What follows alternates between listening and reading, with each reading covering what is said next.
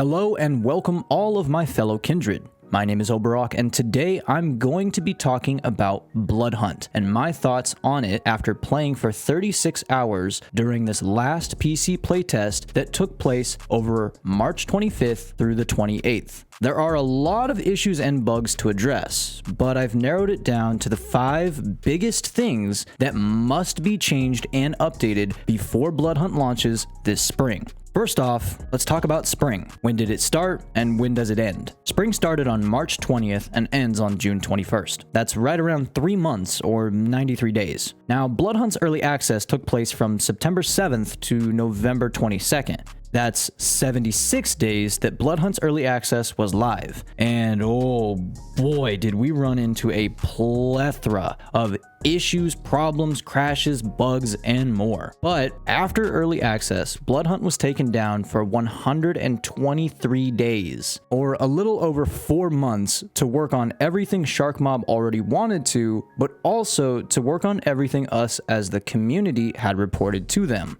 One of the main issues being an anti-cheat, since there were so many cheaters back then. Sharkmob listened very closely, and in just a little over 4 months, delivered us a game with easy anti-cheat. Yeah, that's right. The anti-cheat that huge titles like Fortnite, Apex Legends, and Dead by Daylight use, just to name a few. They also added the Enforcer archetype to the game, which is from the Ventru clan. They massively updated graphics and the overall look of the game.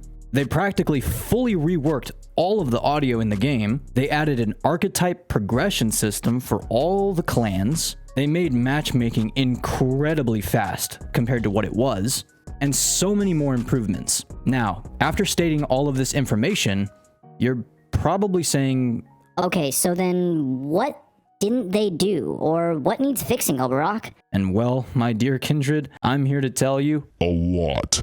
There is a lot that needs fixing. But to think of everything they did in a little over 4 months, I most definitely believe that they can fix these issues, bugs, and more in time for the end of spring, or even much sooner. So then, what are those 5 biggest issues I wanted to talk about? Well, starting us off at number 5, taking storm damage while outside of the storm. This was an issue back in early access as well that I personally dealt with almost every game, and it cost me the game multiple times, since it would deal damage to my armor or even crack my armor fully and start doing damage to my health bar. And it's kind of one of those things where if you need armor and heals mid to late game, you can't find them. Now, I don't know if that's just my own personal bad RNG or coincidence. I don't know. Moving on.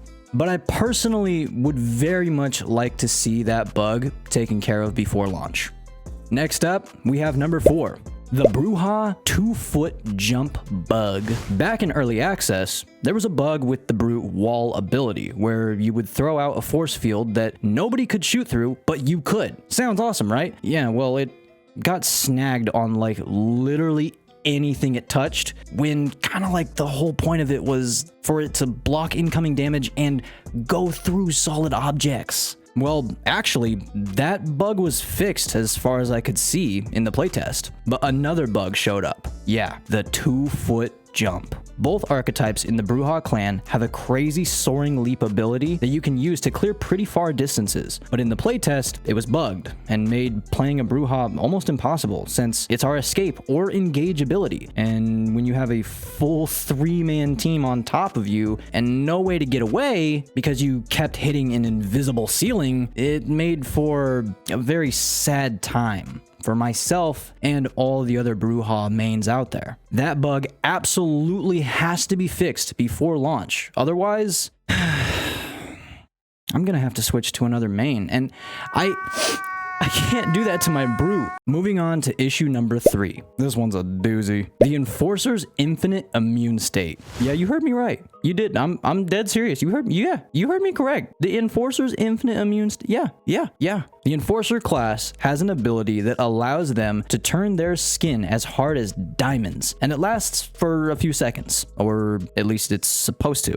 Well, over the course of the playtest, myself, multiple friends I played with, and many players in general ran into this bug where the person playing the Enforcer class would use that ability and just, like infinitely stay immune to all damage?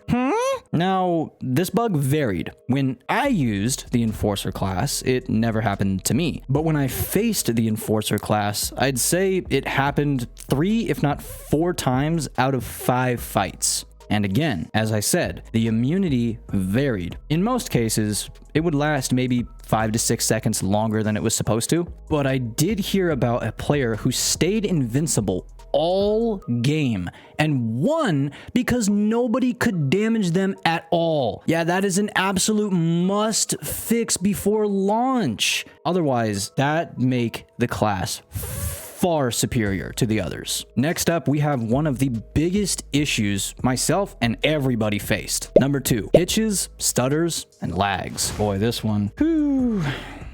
Now, before I say how bad this is, I will admit that in my personal experience, the hitches, lags, and stutters happen much, much less than they did in early access. But I will also say I died and lost many, many games because of how much I got stuck on an object around the map. And I think it's safe to say that this is one of the biggest complaints from the community. So it 1,000,000,000% must be fixed before the game fully launches in spring. Okay, now, before we get into number 1, the biggest issue, I wanted to add this one right here as an honorable mention: the audio glitches. I can count at least 10 times throughout the playtest where an enemy player was right next to me or right behind me and I couldn't hear them, or sounds that were actually super far away and I was hearing them as if they were right next to me. I know for a fact this happened many times to my buddy Breezy as well. Audio bugs like this absolutely have to be fixed before the game launches. And now,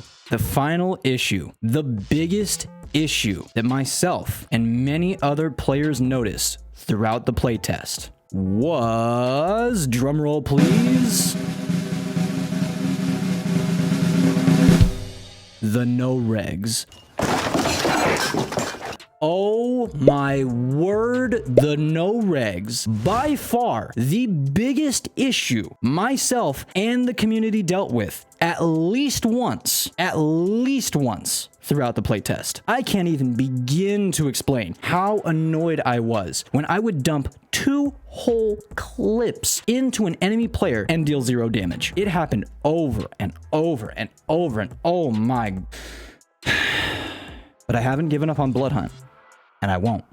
The game has some serious issues it needs to have taken care of, but Sharkmob is doing a wonderful job. So please be nice to them. Please be kind and understanding. That's all I got for today. If you made it this far, please hit that like button. And if you like Bloodhunt content, please also hit that subscribe button and ring that notification bell so you get notified each time I post a new video. If you would like to check out any of my other Bloodhunt content, I'll have some videos from early access on the screen right now.